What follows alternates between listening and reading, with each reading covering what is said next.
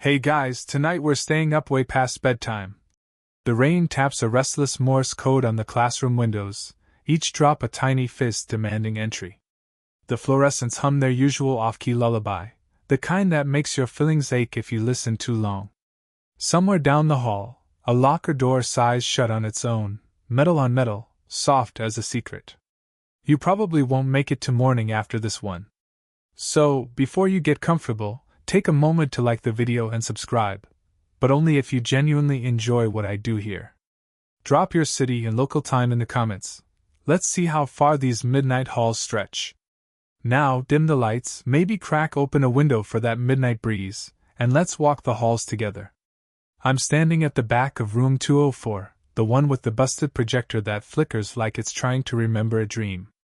First period hasn't started yet. The building still smells of industrial cleaner and wet sneakers. My sneakers squeak as I shift weight, watching the rows of desks under the weak morning light. Emily's spot is third from the window, second row. She hasn't been here in 23 days. Mrs. Hargrove marks her absent with the same red slash every morning, no questions, no updates. The guidance office sent one of those generic emails. Emily Chin is on extended leave. That's it. No phone tree, no candlelight vigil, nothing. Just a gap in the seating chart, and a stack of unclaimed worksheets curling at the edges. But the desk keeps moving. Yesterday it sat flush against the wall, the way Emily liked it, close enough to trace condensation hearts on the glass during lectures. This morning there's a 2-inch gap, like someone nudged it forward in the night. The floor tiles beneath are the same scuffed beige as always, but the dust outline is wrong, a perfect rectangle where the legs used to be, now interrupted by fresh drag marks. I crouch, run my finger along the groove. Cold metal, a faint vibration still humming through the steel. I glance up, the vent overhead rattles, but the air isn't moving. Just the building breathing, same as every October since they built this wing in '87. Fact, the original blueprints are taped inside the janitor's closet. Room 204 was added during the renovation after the boiler explosion that closed school for a month. Kids still talk about the scorch marks under the new tile, how you can feel warmth if you press your palm flat at 3:15 p.m., the exact minute the old clock tower chimes even though the tower's been gone for decades. I slide into my own seat, 2 rows behind. The bell hasn't rung. The hallway outside is a river of whispers and backpack zippers. I'm early because I always am. Mom drops me before her shift at the diner, says the quiet helps me focus. Today the quiet feels crowded. I smell pencil shavings and the lavender hand sanitizer Emily hoarded in her pencil case. The case is still there, zipped shut, a tiny unicorn charm dangling like it's waiting for her wrist. I reach out, stop myself. Touching it would be crossing a line I'm not ready to name. Mrs. Hargrove sweeps in, coffee sloshing over the rim of her mug. She doesn't notice the gap. No one does. Jake drops his books with a thud, spins a pencil between his fingers, already joking about the pop quiz he swears is coming. Sarah plugs earbuds in, volume low enough that I catch the tinny chorus of whatever playlist she's obsessed with this week. Normal morning noise. But I keep staring at that 2-inch betrayal of space. Curiosity hooks under my ribs, gentle but insistent. Second period, the gap is 4 inches. I measure with my planner, the corner of the cardboard brushing the wall. During the lecture on the Louisiana Purchase, our school still uses the same dusty maps rolled above the whiteboard. I watch the desk the way you watch a pot that refuses to boil. The legs don't scrape. There's no sound at all. Yet by the time the bell rings for lunch, the front left corner hovers over the heating grate, close enough that the metal foot taps the vent whenever the system kicks on. Tap. Pause. Tap. Like a fingernail testing if anyone's home. I linger after class, pretending to erase my notes. Mrs. Hargrove is already halfway down the hall, heels clicking toward the lounge. The room empties. Sunlight slices through the blinds, striping the floor in prison bars of gold. I kneel beside Emily's desk. The surface is cool, scattered with faint crescent moons where her nails used to drum during tests. I press my palm flat. Nothing. Then, Beneath the laminate, a pulse. Not a heartbeat, slower. Like a subwoofer buried under floorboards, pushing air in a rhythm I almost recognize. The school's PA crackles overhead, even though announcements ended 20 minutes ago. Static, then a single note of piano, the opening chord of the song the jazz band butchered at last year's talent show. Emily played second chair clarinet. She laughed so hard she snorted when the trumpet solo went flat. The note lingers, warps, fades into white noise. I jerk my hand away. The pulse stops. The desk is still. But the unicorn charm on her pencil case is twisted now, facing me like it turned its plastic head while I wasn't looking. Third period is gym. I spent it on the bleachers with a doctor's note about asthma, watching rain streak the windows of the auxiliary gym. Coach doesn't care. He's scrolling his phone. My mind replays the drag marks, the impossible inches. I Google moving furniture poltergeist on the crack school Chromebook and feel stupid immediately. The top result is a forum thread from 2011 about Lincoln High, 3 towns over, lockers opening at night, desks rearranging into perfect circles. The thread ends abruptly. The last user posted a blurry photo of a hallway at 2:14 a.m., timestamp visible, then never logged in again. I close the tab before Coach notices. By final period, the desk has migrated 6 inches total, enough that the corner now blocks the aisle. Sarah trips over it on her way to sharpen her pencil, mutters something about janitors slacking off. No one else reacts. I wait until the room empties again, until the hallway smells of bleach and whatever mystery meat they served in the cafeteria. I grip the edge of the desk, ready to shove it back. The metal is warmer than it should be, almost feverish. I pull. It doesn't budge. I pull harder, sneakers squeaking for traction. Nothing. Then the floor beneath my feet vibrates, the same subwoofer thrum, and the desk glides forward on its own, smooth, silent, stopping exactly where it wants. 8 inches from the wall now. The drag marks beneath are gone, tile polished clean, as if the floor itself swallowed the evidence. I back away until my spine hits the supply closet door. The handle is cold, shaped like the old brass knobs they replaced everywhere else during the '87 Reno. My reflection in the dark glass of the trophy case across the hall looks pale, eyes too wide. I think some lessons were never meant to be taught. The PA crackles again, softer this time, like someone leaning too close to the microphone. No words. Just breathing. The final bell rings. Lockers slam in waves down the corridor. I sling my backpack over one shoulder and walk out without looking back, but I feel the desk watching. I swear the unicorn charm winks.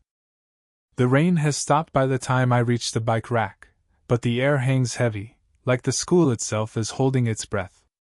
My phone buzzes, Mom asking if I need a ride. I type, walking, before I can think better of it. The truth is I'm stalling. The parking lot is almost empty. Only the late buses idle at the curb, exhaust curling like cigarette smoke. I circle back toward the side entrance, the one by the art wing where the security camera's been broken since September. The lens is cracked, spiderwebbed, reflecting the sky in fractured pieces. I slip through the door before the janitor rounds the corner with his rattling cart. Room 204 is darker than I left it. The blinds are half drawn, casting slanted shadows across the floor like tiger stripes. Emily's desk sits exactly 8 inches from the wall, defiant. I close the door behind me, the click loud enough to echo. The building is supposed to be locked down after 3:30, but the side entrance never latches right. Fact, the magnet striker was replaced with a cheaper model after budget cuts in 2022, and it only holds if you slam it. I didn't slam it. The hallway behind me stretches silent, lockers gleaming under emergency lights. I kneel again, closer this time. The drag marks are back, but different, thinner, like something with claws instead of legs. I trace one with my finger. It's warm, the tile radiating heat the way the old radiator in the basement does when the boiler overworks. My phone flashlight catches dust motes drifting in slow motion, each particle glowing gold.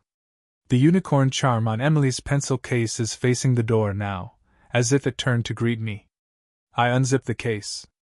Inside, 3 mechanical pencils, a stub of eraser shaped like a cat, and a folded note in Emily's handwriting, tight loops, purple ink. Don't let it follow you home. The paper smells like her grapefruit shampoo. I pocket it before I can second-guess myself. Footsteps in the hallway. Slow, deliberate. Not sneakers, hard soles, maybe boots. I kill the flashlight and duck behind Mrs. Hargrove's desk. The footsteps stop outside the door. A shadow stretches across the threshold, long and thin, like someone standing on tiptoe. The handle turns. I hold my breath until my lungs burn. The door doesn't open. The shadow lingers, then recedes. Silence rushes back in, thicker than before. I wait a full minute before moving. The PA system crackles again, same warped piano chord from earlier, but now it's joined by a voice, Emily's voice, or something doing a cruel imitation. Find me in the yearbook. It whispers, the words stretched like taffy. The speakers are mounted high in the corner, dusty grills no one's cleaned since graduation. I stand on a chair to reach one. The metal is warm, almost hot. When I press my ear to it, I hear breathing, shallow, quick, like someone hiding under a bed. Curiosity drags me to the library before I can talk myself out of it. The side door is propped open with a brick. Ms. Patel must be shelving returns. The library smells of mildew and lemon polish, the overhead lights flickering in a pattern I swear wasn't there yesterday. I head for the circulation desk, boots silent on the carpet. The yearbook shelf is in the back corner, behind the encyclopedias no one checks out anymore. I pull the current volume, 2024 to 2025, still half empty. Emily's photo is on page 42, jazz band section. She's mid-laugh, clarinet raised like a toast. The caption reads, Emily Chin, second chair, first in our hearts. Someone crossed out, hearts, in red pen and wrote, Halls. I flip to the index. Her name appears 3 times, band honor roll, and a candid shot from Spirit Week. In the candid, she's standing by her locker, but the locker number is wrong. Hers is 318, this one is 404. The photo is grainy, but her expression is off. Eyes too wide, smile too stiff.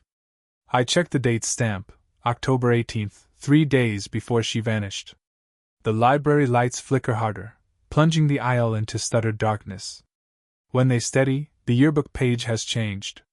Emily's face is scratched out, a spiral gouge deep enough to tear the paper. The red pen scrawl now reads, Find me in the old ones. The older yearbooks are locked in the glass case by the reference desk, alumni donations, supposedly valuable. The lock is a simple push-button combo, same as the faculty lounge, 1-9-8-7, the year the wing was added. I heard Ms. Patel complain about it once. The glass swings open with a sigh. Dust plumes up, catching in my throat. I pull 1997 first, the year the boiler exploded. The cover is warped, pages swollen from water damage. I flip to the sophomore class. A girl named Melissa Young stares back, same dark hair, same grapefruit smile. Her photo is circled in red, the word gone stamped across her face. Next page, 2009, another girl, same circle, same stamp. 2015, 2021. Every 6 years, like clockwork. Emily makes 2025. The lights cut out completely. Emergency bulbs kick on, bathing everything in bruised purple. From the stacks comes the sound of pages turning, fast, frantic. I clutch the 1997 book to my chest and back toward the exit. The turning stops. In its place, whispering. Dozens of voices, overlapping, all saying the same thing. Don't let it follow you home. The library doors slam shut on their own. The brick is gone. I run. The carpet muffles my steps, but I feel the floor vibrating beneath me, that same subwoofer pulse from the classroom. The whispering follows, leaking from the vents, the book drop, the card catalog. I reach the side door and shove. It opens into the art wing hallway, lockers gleaming like teeth. The emergency lights here are steady, but the shadows are wrong, too sharp, too tall. I glance back. The library doors are open again, a slice of darkness yawning wide.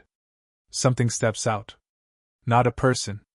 A silhouette stitched from absence, edges flickering like bad film reel. It tilts its head, the way Emily did when she was about to tell a secret. I bolt. The hallway stretches, lockers multiplying, numbers climbing past 500, 600, floors I've never seen. My lungs burn. The silhouette keeps pace, never closer, never farther, matching my stride exactly. The PA system overhead crackles to life, Emily's voice again, clearer now.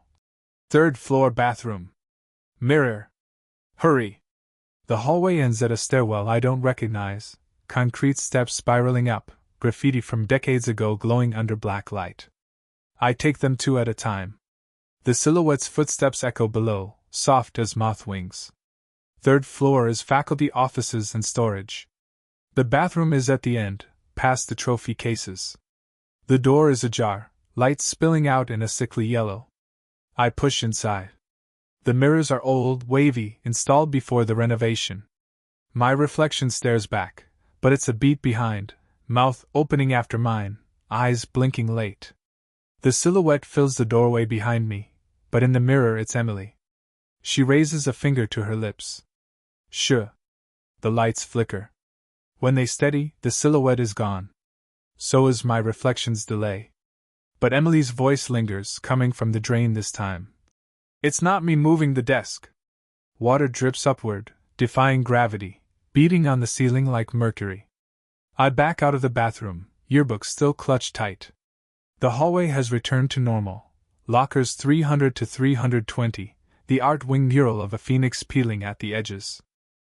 I think some lessons were never meant to be taught. The emergency lights dim, as if the building itself is exhaling. I head for the exit, but the note in my pocket feels heavier now, the paper warm against my thigh. Don't let it follow you home. I check the time on my phone, 4:47 p.m. The sky outside is already bruising into dusk. The sky has gone the color of old nickels by the time I reach the bike rack again, but I don't leave. The school's side door is still cracked open, a sliver of fluorescent light leaking onto the wet pavement like a dare.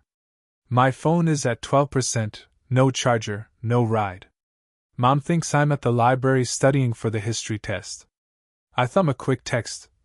Forgot something, be home by 7. And pocket it before guilt can catch up.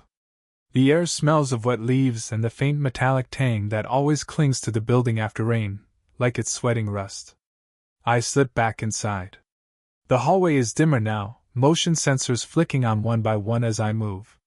My sneakers leave damp prints that fade too fast, as if the floor is drinking them. Room 204 is locked. Mrs. Hargrove must have circled back, but the master key hangs on a hook by the janitor's closet, same as always. Fact, the closet was originally a fallout shelter entrance. The heavy steel door still bears the faded yellow triangle from the Cold War drills. I twist the key, shoulder the door open. The room exhales dust and chalk. Emily's desk has migrated again. It's centered under the projector now, perfectly aligned with the screen, as if someone rolled it there for a presentation. The unicorn charm is gone. In its place, a single red pushpin stabbed through the wood, the kind we use for the bulletin board. I circle the desk. The drag marks are deeper, gouged like talons. The floor beneath vibrates harder, a low thrum that climbs my shins and settles behind my eyes. I kneel, press my ear to the tile. Beneath the hum, a rhythm, 4 beats, pause, 4 beats, like a song played underwater. The same piano chord from the PA leaks from the vent overhead, but slower, warped into a minor key. I need proof. I fish my phone out, switch to video. The screen glows blue, casting my face in corpse light. Day 23. I whisper to the camera. Emily's desk is. The battery icon flashes red. The screen dies. Darkness swallows the room. Emergency bulbs kick on, bathing everything in that bruised purple again. The projector flickers to life on its own. No cord, no power strip. The screen glows white, then resolves into grainy footage. The classroom, same angle as the security cam that's been broken since Spirit Week. But the timestamp reads 2:14 a.m. The desks are empty. Then Emily walks in. She's wearing the same hoodie from the yearbook photo, hood up, hands in pockets. She stops at her desk, looks straight into the lens. Her mouth moves. No sound.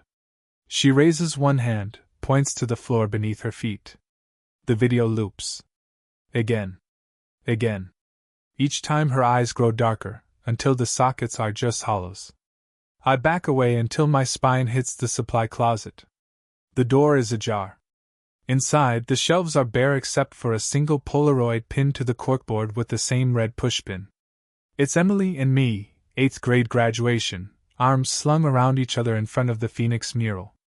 But my face is scratched out, the emulsion flaked away in frantic spirals. The photo is warm to the touch. I pocket it. The projector dies. The room plunges into true dark. Then the scratching starts, nails on wood, slow and deliberate. It's coming from inside Emily's desk. I freeze. The top drawer rattles, metal on metal. The scratching climbs the inside of the lid, circles, stops. Silence. I count to 10. 20. My phone buzzes back to life, somehow at 40%. A new notification, an email from an address I don't recognize, all lowercase, find my the basement.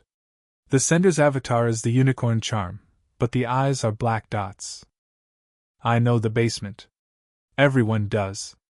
It's where they store the old band uniforms and the broken risers from the auditorium. The stairwell is behind the gym, padlocked since the flood in 2019. Rumor says the water never fully drained. Kids swear they hear swimming down there at night. I'm moving before I decide to. The hallway outside is longer now, lockers stretching into infinity. The emergency lights flicker in sequence, guiding me like runway lights. My footsteps echo wrong, 2 sets, 1/2 a beat behind. The gym smells of floor wax and stale popcorn. The bleachers are folded up like sleeping insects. The basement door is open, padlock dangling by one screw. The stairs descend into blackness thick enough to chew. I flick on my phone's flashlight. The beam catches on graffiti, class of 97, class of 09, class of 15, each name crossed out in red. The air down here is warmer, humid, like breathing inside someone's mouth. The floor is wet, not flooded, just a thin sheen that reflects my light back at me. My sneakers make sucking sounds. At the bottom, the basement opens into a corridor lined with chain-link cages. Inside, marching band plumes molting dust, cardboard boxes labeled Holiday Pageant 2003. A cracked mirror leaning against the wall. The mirror is tall, ornate, the kind that belongs in a principal's office, not a storage tomb. My reflection steps into view before I do. It smiles when I don't. The smile widens, too many teeth. Behind me, in the glass, the cages are full. Girls in hoodies, faces scratched out, hands pressed to the chain link. They mouth the same word, run. I turn. The stairs are gone. Just brick wall, damp and seamless. The mirror ripples like water. Emily steps out of it, not through, out, like the glass bursts her. She's barefoot, toes pruned as if she's been soaking too long. Her hoodie is soaked, clinging. You came, she says, voice echoing from everywhere and nowhere.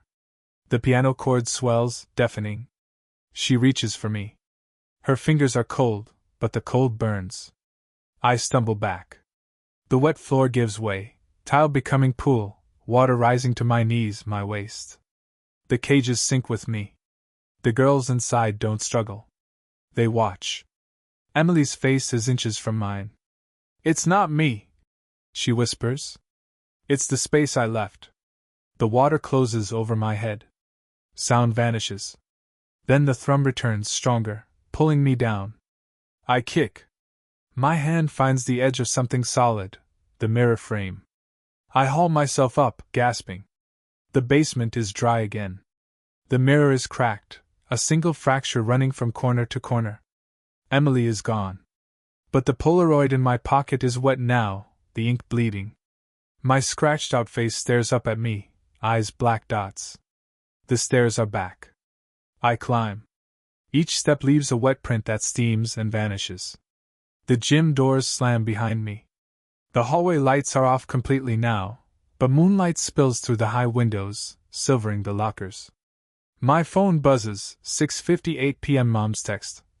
Dinner's cold. Where are you? I don't answer. I'm standing outside room 204 again. The door is open. The projector is on, casting that same looped footage. But now the timestamp reads 3:33 a.m. Emily looks up, points beneath the desk. The video freezes. The screen goes black. White text appears, typewriter slow. 3rd floor. Mirror. Now. I think some lessons were never meant to be taught.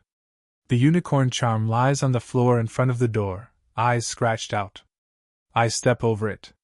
The hallway behind me is silent, but I feel the basement breathing below, waiting for me to sink again. The stairwell to the 3rd floor smells of bleach and old pennies, the kind of scent that clings to your tongue. I take the steps 2 at a time, phone flashlight carving a tunnel through the dark. The beam jitterbugs across the cinderblock walls, catching on decades of carved initials, some fresh, some so worn they feel like braille. My palm schemes the railing. It's tacky, as if someone dragged wet paper along it. At the landing between 2nd and 3rd, the emergency exit sign flickers 3. 3. 3, like a heartbeat skipping.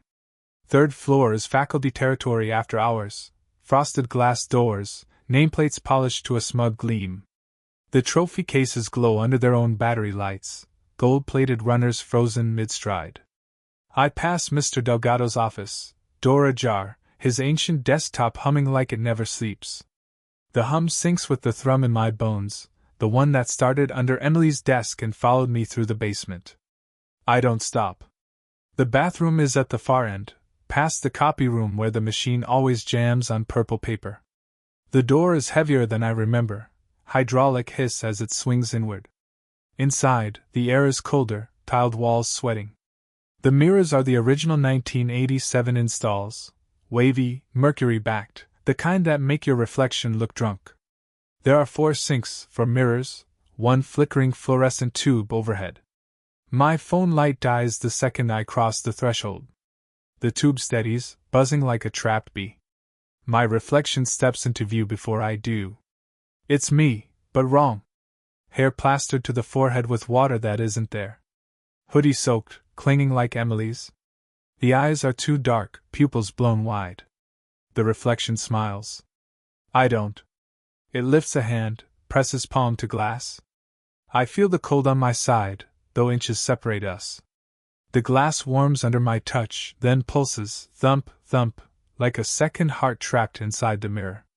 Behind me, in the reflection, the bathroom stretches backward into infinity, rows of sinks, rows of mirrors, rows of MES. Each version a half step further behind, a half smile wider. The nearest one mouths something. I lean closer.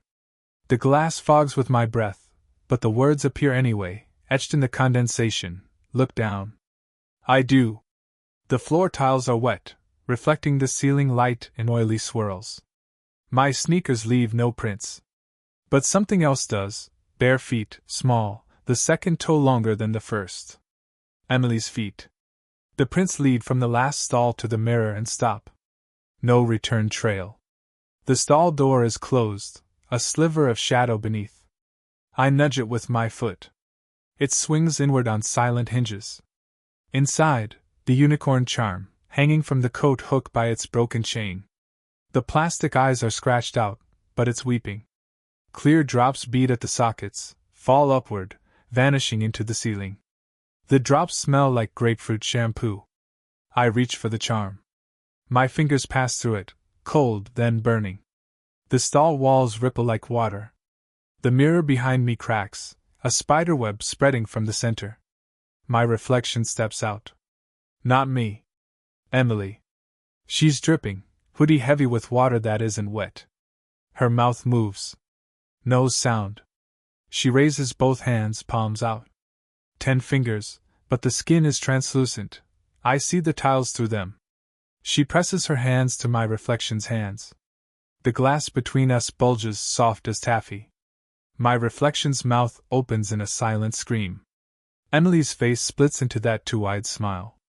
The crack in the mirror widens, shards floating outward, suspended. The fluorescent tube explodes. Darkness, then red emergency glow. The shards hang like frozen shrapnel. Emily, or what wears her, tilts its head. "You're late," it says, voice layered. Emily's, mine, the PA system, the basement pool. It steps closer. The air thickens, tasting of copper. I back into the sinks. The middle mirror shows the classroom now, room 204, projector glowing. Emily's desk is center frame, but it's wrong. The surface is a pool, black water lapping at the edges. Something moves beneath. Hands. Dozens. Reaching. The creature wearing Emily grabs my wrist. Its grip is ice, then fire. "Trade," it whispers. One reflection for another. The mirror pool ripples. My reflection climbs out, dripping ink. It's solid, breathing. It looks at me with Emily's eyes. "Take my place," it says, voice mine but hollow. The creature shoves me forward. I feel the glass give, liquid, sucking at my skin. I twist free. My elbow cracks the mirror behind me. The impact reverberates, a church bell in my bones. The creature hisses, sound of steam escaping pipes. The floating shards tremble, then rocket toward it. One slices its cheek. Black fluid wells, not blood. It screams, a sound that scrapes the inside of my skull. The emergency light stutters. When it steadies, the creature is gone. The mirrors are whole again. But my reflection is missing from every single one. I'm not in the glass. Panic claws up my throat. I touch my face, solid, warm. I'm here. But the mirrors show only the bathroom, empty except for the unicorn charm spinning slowly on its chain.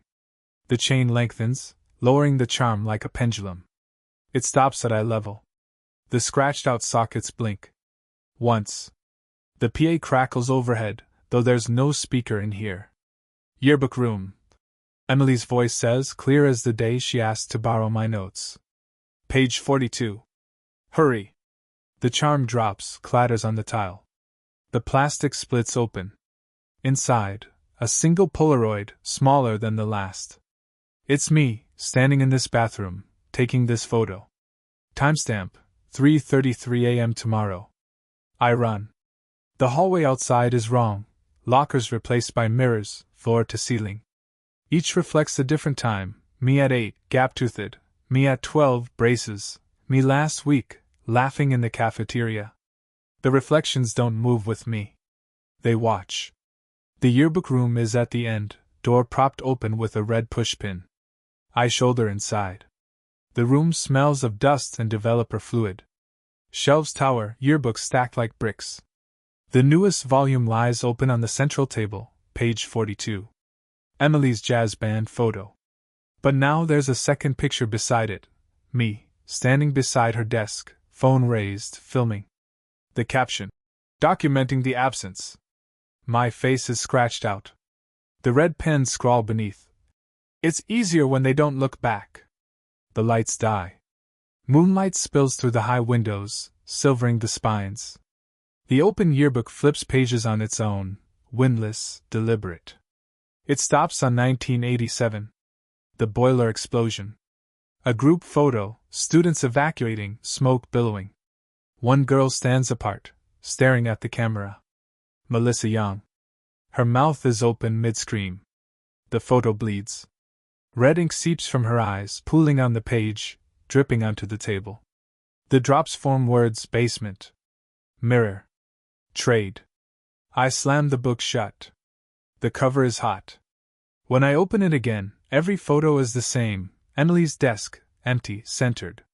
In each, the distance from the wall increases by inches. The final page is blank except for a single line in purple ink. Your reflection is waiting downstairs. The emergency lights flicker back on. The mirrors in the hallway are gone. Just lockers again. But my own locker, 318, Emily's old number, stands open. Inside, my hoodie, soaked, hanging from the hook. The unicorn charm dangles from the sleeve, eyes intact, staring. I think some lessons were never meant to be taught. The thrum returns, louder, climbing the walls. The floor vibrates. Somewhere below, water rises. I clutch the yearbook and head for the stairs. The creature's voice follows, soft as a lullaby. Trade, and she comes back.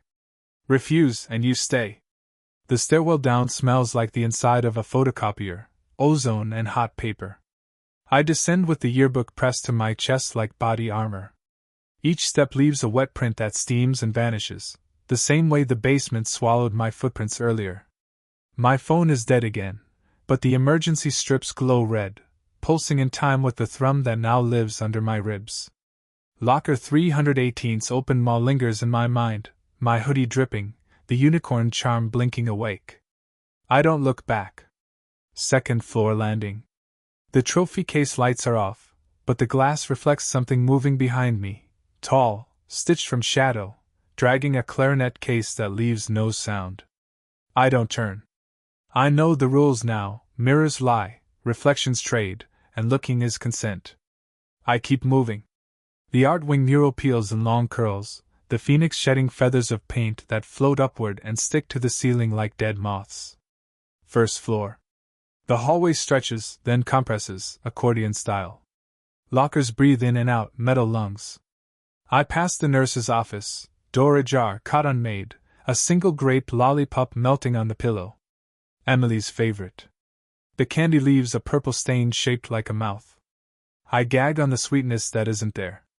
The library side door is locked this time, but the glass is spiderweb from the inside, cracks radiating from a palm print too small to be mine. I shoulder through. Shards rain like hail, but they dissolve into water before they hit the carpet. The yearbook room is dark, tables shoved into a perfect circle. In the center, the 1987 volume, open to the boiler photo. Melissa Yang's scream has become a hole, actual absence, edges singed. Wind whistles through it, smelling of scorched insulation and wet wool. I set the current yearbook beside it.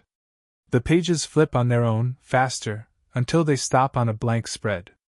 Ink blooms across the paper, Emily's handwriting. Pattern recognized. Cycle complete. Choose. Beneath, two Polaroids materialize. Left, Emily at her desk, smiling, timestamp yesterday. Right, me, standing in the basement cage, face scratched out, timestamp tomorrow. The photos are warm, pulsing. The lights flicker. When they steady, the tables are gone. I'm in the basement again, but it's wrong, ceiling too high, cages replaced by rows of school desks, each occupied by a girl.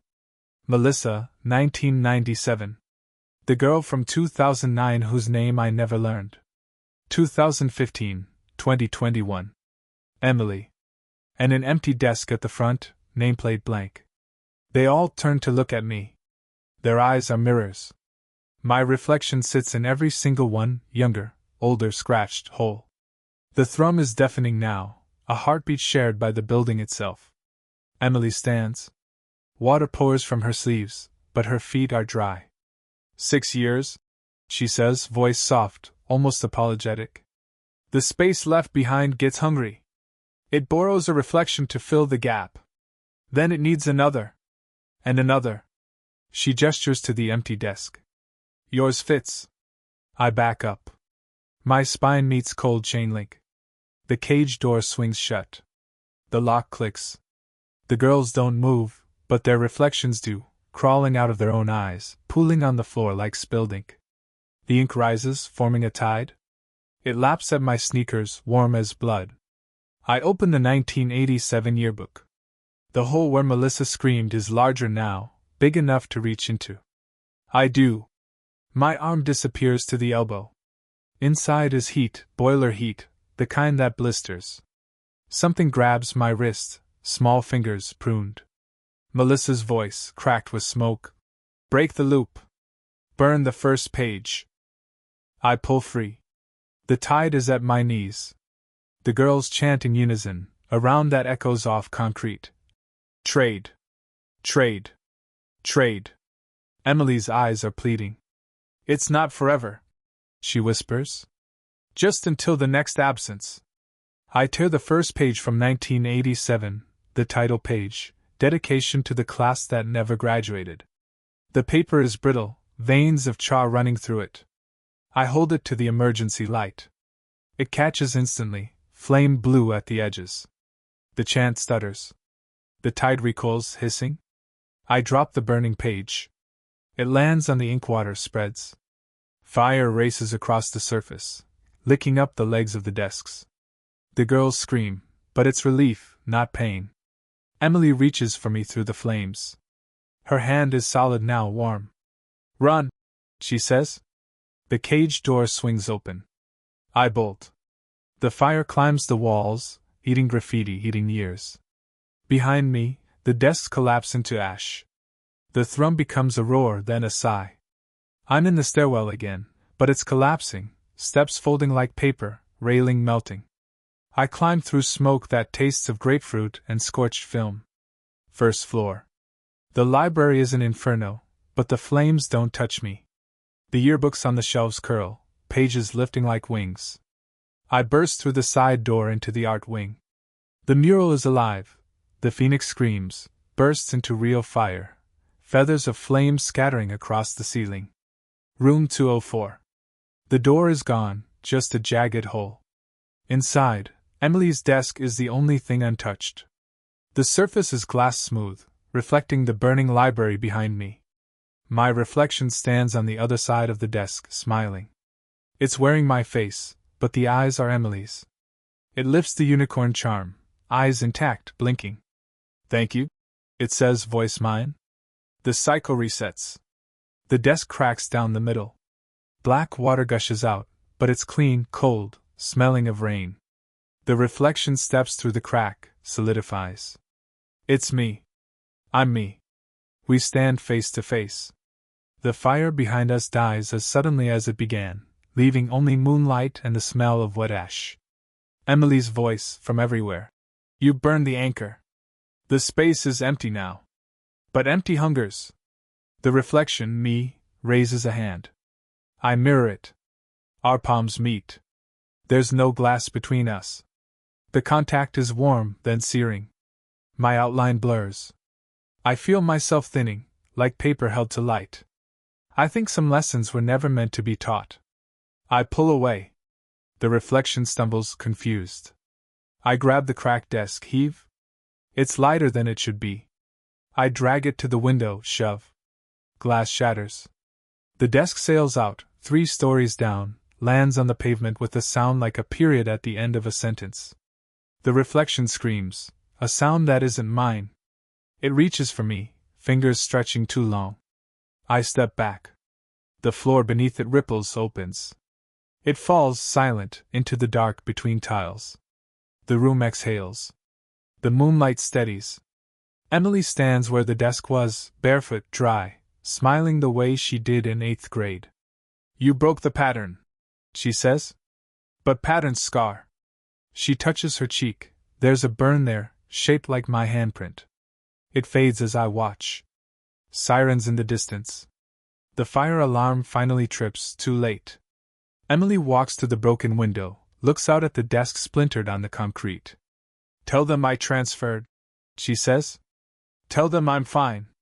She steps onto the sill. The night air folds around her like a curtain. She's gone. I'm alone in the smell of rain and cinders. The PA crackles one last time, soft as a lullaby. "Class dismissed." The sirens grow louder, a rising howl that scrapes the inside of my skull.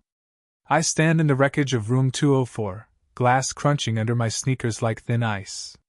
Moonlight pours through the broken window, silvering the shards, turning the spilled water from the desk into a mirror that reflects nothing. Emily is gone, but the air still tastes of her grapefruit shampoo, faint and fading. The burn on my palm, where the reflection touched me, pulses once, then cools. I flex my fingers. They're mine again. Footsteps thunder in the hallway, boots, radios crackling. Firefighters. I should move, hide, explain, but my legs feel borrowed. The PA system gives one last sigh, a soft click like a microphone left on too long, then silence. The building holds its breath. I step to the window. 3 stories down, Emily's desk lies split open, legs splayed like a broken spider. The unicorn charm glints in the moonlight, eyes scratched out again, but it's still. The pavement around it is dry. No water. No proof. A flashlight beam sweeps the room. Kid! You in here? The voice is rough, kind. I raise my hands as the beam finds me. The firefighter's silhouette fills the doorway, helmet reflecting the dying emergency lights. You okay? Building's clear except for you. He steps over the glass, radio spitting static. Behind him, another figure, janitor, maybe, or principal, peers in, face pale. I open my mouth. The story is there, huge and impossible, but what comes out is small. I fell asleep studying. The lie tastes like chalk. The firefighter nods, doesn't question. Kids do dumb things. He wraps a blanket around my shoulders, scratchy wool, smells of smoke and mothballs. Let's get you out. They lead me down the stairwell I climbed in flames. The walls are cool, untouched. No ash, no scorch marks. The art wing mural is whole, phoenix feathers vibrant. The library doors are locked, glass intact. My footprints from earlier, wet, steaming, gone. The firefighter's radio crackles. False alarm. No fire. Possible vandalism. I glance back. Room 204's door is whole, no jagged hole. The window is unbroken. Emily's desk sits third from the window, second row, flush against the wall. 8 inches? 2? I can't remember. Outside, the night air is sharp, clean. Police cruisers idle, lights painting the pavement red-blue-red. A paramedic checks my pulse, shines a light in my eyes. Pupils normal. Any chest pain? I shake my head. Mom's car screeches into the lot, headlights wild. She runs to me, arms crushing, voice breaking. What were you thinking? I bury my face in her shoulder. She smells like diner coffee and rain. They question me in the principal's office. Warm, lit like daytime. Principal Hayes, Ty Askew, offers cocoa from a thermos. The same one Emily used to steal sips from during jazz band practice. I wrap my hands around the mug. The story shrinks with every telling. Late night studying, heard a crash, investigated, got locked in. They nod, write it down. Vandalism, maybe kids joyriding. The broken window? Already fixed by morning, they'll say. Budget for repairs. I almost believe it myself. Mom drives me home. The radio plays low, some old song Emily loved. I watch the school shrink in the rearview. The third-floor bathroom light flickers once, then steadies. I blink. It's dark. Home is quiet. My room smells of laundry detergent and the lavender candle I never light. I drop my backpack, sink onto the bed. The burn on my palm is gone. No mark. I pull out the Polaroids, the one from the supply closet, the one from the stall. They're blank now, glossy white, as if never exposed.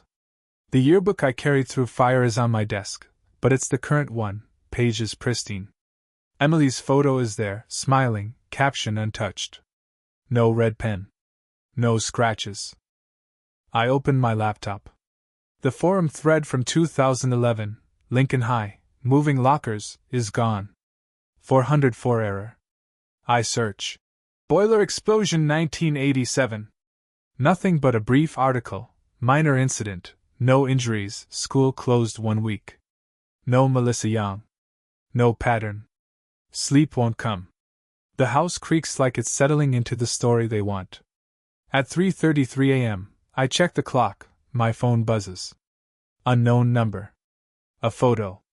I open it with shaking fingers. It's room 204, taken from the doorway. Emily's desk is centered under the projector. The surface is glass smooth, reflecting the lens.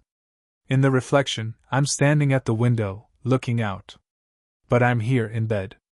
The timestamp, now? I sit up.